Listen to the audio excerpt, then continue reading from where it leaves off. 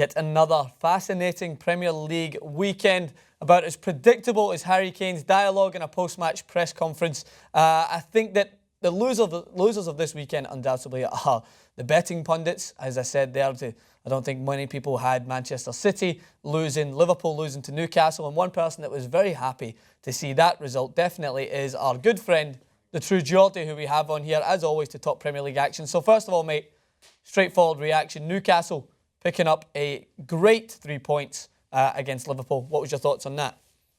Well, initially it was just absolutely insane, you know. I was delighted, but like watching the game back when I got home and that, I was like, all right, we got really lucky there. Like Daniel Sturridge going through one-on-one and just not even barely hitting the corner flag. All right, well, we're having a good day. Moreno hits an absolute world-class goal and that gets flagged offside. And Liverpool just weren't at the races, and we weren't great, but we just tried hard.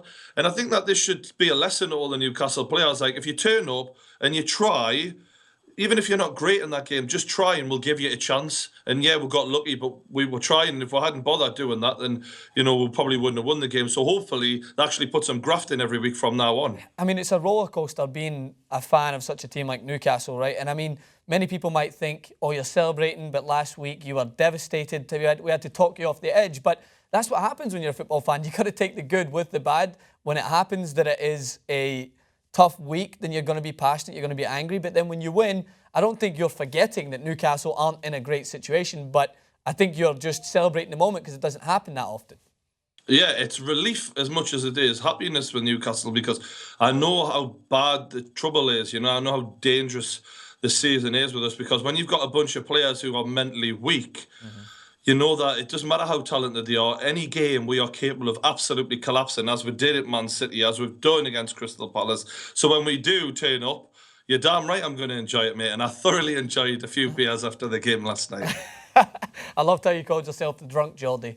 And take it whatever you want. I was very drunk by the end of that night. So to go into the discussion about the Premier League here, I want to talk about Leicester City. Can they genuinely put up a title challenge this year? Because, I mean, you just can't even bring yourself to contemplate that this might happen. You can't bring yourself to think that Leicester City, this club that last season were in dire states, struggling to be saved in the Premier League, are performing well. They beat Swansea, who I don't think are in great form, but they're still not an easy team to beat. And they're just being resilient week after week. I mean, when do you think it comes to the point where you actually have to consider them as challengers, especially for top four? Well, I'm not a massive stats man. I mean, I appreciate the value that they have, but I prefer to watch games and just make up my own mind. But, you know, when you hear that Jamie Vardy and Mahrez have got more combined goals this season than Benzema, Ronaldo and Bale, yeah, I think you realise just how ridiculous the season's been. And when you look at the fact that, you know, the way they were last season, Leicester, it's obviously not sustainable. However, I think, to me, top six would be an amazing achievement for them. And here is a stat. Apparently, no team who's been top of the league at this point in the season has ever finished lower than sixth place. Wow. Now, if they do that, I think that would be unbelievable. Yeah, I think overall, any sort of achievement they get, top five, top six, is going to be fantastic for Leicester. Of course, fans have got that taste of success at the moment, and they're going to be thinking to themselves, oh, we want to finish top four. How amazing would it be for Leicester to be competing for the Champions League? But you got to be realistic. I mean, there's a lot of football left to play. But let's go. And can they hold on to those two players? That is a huge issue. That is a huge issue. I hope. I mean, I would honestly feel that I would feel disheartened as anyone else. I would feel like you went through all of that. I'd feel like Leonardo DiCaprio at the end of the Titanic. I mean, you went through all that shit, you've done everything, and then you just sink. You know what I mean? You're not even going to get the girl at the end of it. The thing that annoyed me most about that was because there was plenty of frigging room on the mat with her, and he could have crawled up with her, but Kate Winslet was like, bitch. Kate Winslet wasn't having any of it. She was thinking, I'm taking the Oscar. Her big horse was like, I need extra room on this. Get off. Ever since he sunk, that's when he knew he was never going to win an Oscar. That was his Oscar chances when he was falling deeper and deeper. My God. All right. So let's talk about the Premier League contention now, Rex, because, I mean, this is what I'm talking about. Everyone in the betting world, I looked on my Facebook feed and I've got all the Scottish, that's fucking shite. Man City just beat me for £250. They beat me for this. So you're thinking about it, Manchester City lose, against Stoke, who, I mean, I said back at the start of the season, they'd be dark horses for top 5, top 6 if they managed to find a good run of form. I'm not jumping the gun already. I think they've got a good combination of talent with Shaqiri when he's on form and hard-working mentality. I think if they finish top 10, still be good for them. Man City inconsistent. Man United boring everyone to death with their performances at the moment. Chelsea looking dire. Arsenal picking up points this weekend, and of course Liverpool losing. So here's a stat to throw to you here that I talked about to you on the Football Republic when we discussed this. Of the last 6 Premier League campaigns, the winning team in the Premier League has had 33 points or more previous to that last weekend of games. The closest team right now at the moment, Man City, were at 29. No one seems to be running away with it at the moment. What is your thoughts on the overall contention at the moment? Do you still think Man City are the favourites, or do you think that Arsenal potentially picking up, maybe putting in a good run of form, could be up there? Well, first of all, I think it's fantastic for the Premier League. Yeah. I think entertainment-wise, I know La Liga have got the top players, but this is drama. This is entertainment. I love it, to be honest with you. If you're looking at the squad Man City had last season, that was good enough to win the league. Just Pellegrini, in my opinion, his tactical naivety holds them back. Now we spent 150 million around about on them for this season, and he's still having the same exact problems. Yeah. What Klopp did to Man City was exactly the same as what Stoke did. It wasn't, high pressure, don't give them any time on the ball. And Shaqiri absolutely destroyed them at the back with those runs from Arnautovic picking them out. It's no secret to me that Pellegrini is just not good enough for the team he's got. If Manchester City don't win that Premier League, I think it's got, even if they finish top 4 and they put a good run in the Champions League, Pellegrini needs to be, reconsidering his option, or they need to reconsider him, because it's honestly been given that full depth, that full squad depth. And yes, they're suffering injuries. I got asked this question on 120 Sports. Is it their injuries that's costing them, or is it their overall tactical naivety, as you just mentioned there? I think that it's a combination of both. Of course, when you lose the major players in the game, like you're losing Aguero, you're losing those injuries, and you're getting David Silva coming back.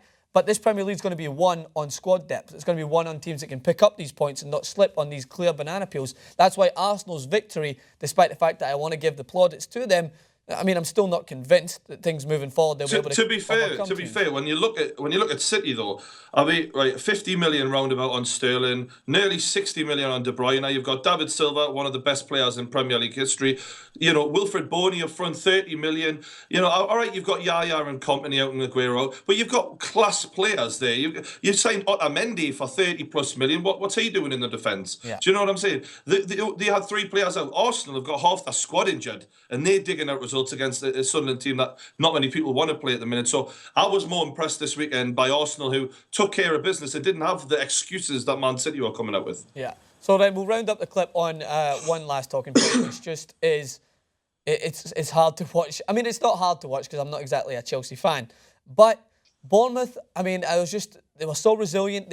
Chelsea, no matter how, they dominate possession. Trust me, they dominate possession. They have no firepower. Diego Costa, when he just looks so besides himself up top. You bring on Remy later, I would be starting Remy and I would be going forth with an attacking presence, especially at home. That same formation just doesn't seem to be working because the flair is not there. That cutting edge, the amount of times that Cesc Fabregas is going side to side rather than playing that cutting pass that he would play last season, it's almost hard to watch him play like that. And overall, Chelsea, they look at the back, they look disheartened, they look scared. I seen Gary Cahill try to do a back heel on the 82nd minute at the edge of his box. The commentator, he was just literally, I think he was 2 seconds away from saying, "What the fuck are you doing?" I couldn't understand what he was doing. And that just kind of, it symbolically represents the whole of this Chelsea team. They're so off pace, they're so off of their goal, and they're just trying these different weird things that they know it's not going to work, but they're just trying things to try and get some sort of result. And Bournemouth, in the end,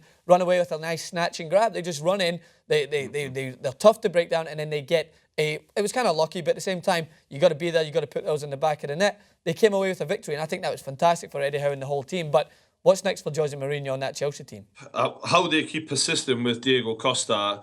I know for a fact, I've heard a few things from behind the scenes that, he is not being a good, clean living boy behind the football scene, He's not doing everything he could to be dedicated. and no surprise with the way he's playing. Eden Hazard hasn't shone anywhere near enough this season. I think they need to be more direct. I think they do need to play Lock Remy. I think why is it constantly 4-2-3-1? I mean, why can we not change it? Jose Mourinho has been a world-class manager for a long time now. Where's the versatility? Why are you being so stubborn? Change things up. Because with every loss he has, and this loss was a terrible loss, it has a massive impact on his reputation as a manager. Because, before the start of the season, we're looking at Jose Mourinho versus Sir Alex Ferguson. Who was the greatest? Sir Alex won. I can say that right now. Sir Alex Ferguson never had a season like this in his life. Yeah, and that's because Sir Alex Ferguson, and I think Sir Alex in his last season had a far worse team than Chelsea has in terms of overall talent, in terms of players in their prime, players playing in an age where you expect them to still perform.